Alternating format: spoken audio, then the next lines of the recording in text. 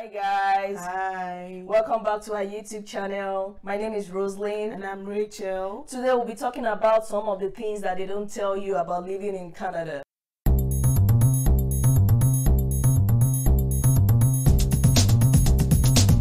First on our list will be the cost of living. We'll take the bill. But the cost of living here is expensive. Yes. It is expensive. When you spend some amount of money here and you try to convert to Naira, you may feel you are overspending. Yes. But yes. truly you are not. But the truth is that it's not easy. If you are coming from somewhere that you are used to spending Naira and you get here, you have to pay thousands in Naira for a monthly bill. For instance, when I came in, I had only Naira with me and I had to pay my first rent. So by the time I'm paying $400 in rent for a single room, not the whole house, you are looking at almost 100,000 Naira in a month. That's a lot of money. It's advisable if you can put it behind you. Yes. But if you can't help yourself like me, then you should be prepared. There are lots of monthly bills to be paid here in Canada. For those that have bought their houses, you have a mortgage. Yeah. For those that are still living in rental apartments, you have to pay the rent. And it's on a monthly basis. By the time you start earning in dollars, it's different. But for the first few weeks, it's going to be really hard because you are coming with Naira and the exchange rate now as of recording is like $4.50, right? The next on our list is the fact that, guys, Canada can be a boring place. Like, it can be lonely if you don't have friends, especially for international students. You don't have anybody, you are just trying to make friends. Okay, let me share my story with you guys. So when I came in 2014, it was pretty hard to get friends. I needed a support system. I was adjusting to a new environment. Yep. Long story cut short, I got married the next year. I was happy that he was able to join me a few months after. Yep. And we started living life. And it became better than being alone. So another thing that I used to pull through Canada's loneliness was the fact that when I was a student, instead of being idle, I took up more shifts. At work. You get to meet new people. And I was able to meet new people and I was able to get invites to go places, which was good. That's how I was able to cope. But Canada can be a very boring place. Next on the list is the driver's license. Nigerian license too is still important here because you get to cut short of the length of time that you have to wait to get your international license. Then I think in our province with your Nigerian license you can drive for the first 6 months. Within that time, try and do your road test, try and do your written test, your vision test. Another thing we wanted to mention is in this place you pay monthly car insurance. Yep. Is the law, like you have to pay it. Really enforced here and it's compulsory. I think if you get into an accident in Canada, the first thing they usually ask you is where's your driver's license and your insurance. Yes. I remember when I was still a student, after I got my car for the first time, I still had the learner's permit because I just did the written test.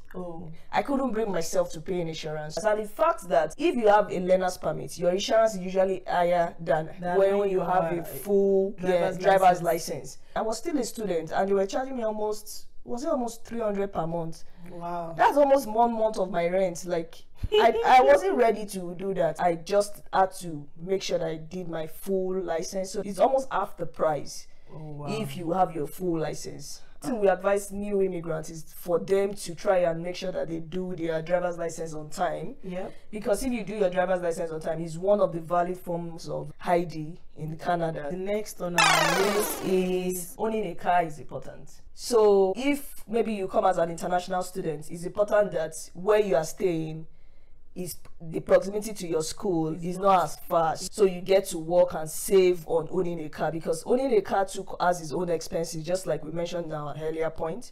Like the insurance, if you are financing the car too, that also has to the cost of owning the car. Also, if you don't have a car and you have to use the bus, understanding how the bus works too, it takes skill. Yeah, and just be prepared. If it's your first few times, you're going to enter the wrong bus. Even the bus drivers, they understand because it happened to me several times. They are able to guide you. Can you ask them before entering? Oh yes. The first time it happened to me, that I thought I understood what Google Map gave me. And again, the bus route is usually very long. Maybe it's a 5-minute drive if you have your own car.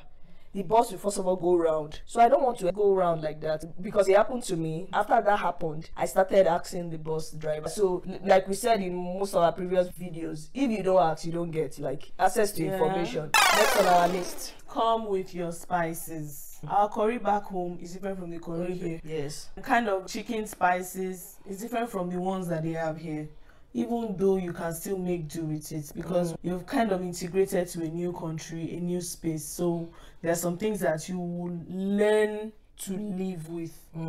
But most importantly, for the first few months or weeks before you integrate into using the ones that you can make do with here, have enough. You know, pepper soup spice, granulated pepper. Next on our list, guys, is the racism. I know this is a huge topic to talk about, but the truth is that I'll just term it systematic. You really don't see it. They are free to talk to you, but there are some things that they assume about you even before getting to know you. Have I experienced racism before? Like, it has not been pronounced. Not too much to talk about there, guys. Not too much. Yeah. So guys, next on our list is the long healthcare waits. In Canada, at off-peak periods, the only way to get to a doctor is to go through the emergency unit, and they are usually long waits. I think the reasons why they are usually long waits will be what you feel is an emergency to you may not be emergency to them, and so they call it triage. Yeah, so somebody that is not breathing well will definitely see the doctor before somebody that came with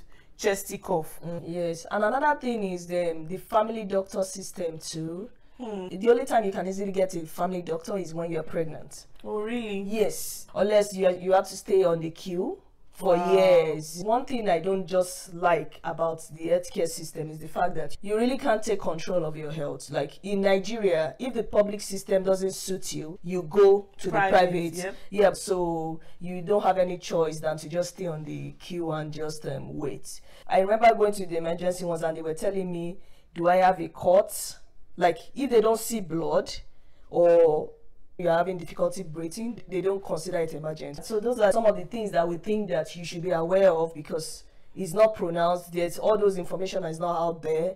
It's only when you're in it that you understand better. But this shouldn't deter you from trying to come to Canada, because we believe all in all it's still a beautiful country to be in. Yep. So this is just for information purpose and based on our experience, right? So it's a wrap for today, guys. Thank you for watching. If you have been with us to this extent, to this point, please like, share, subscribe, comment below too, smash the subscribe button, and we'll see you in the next video.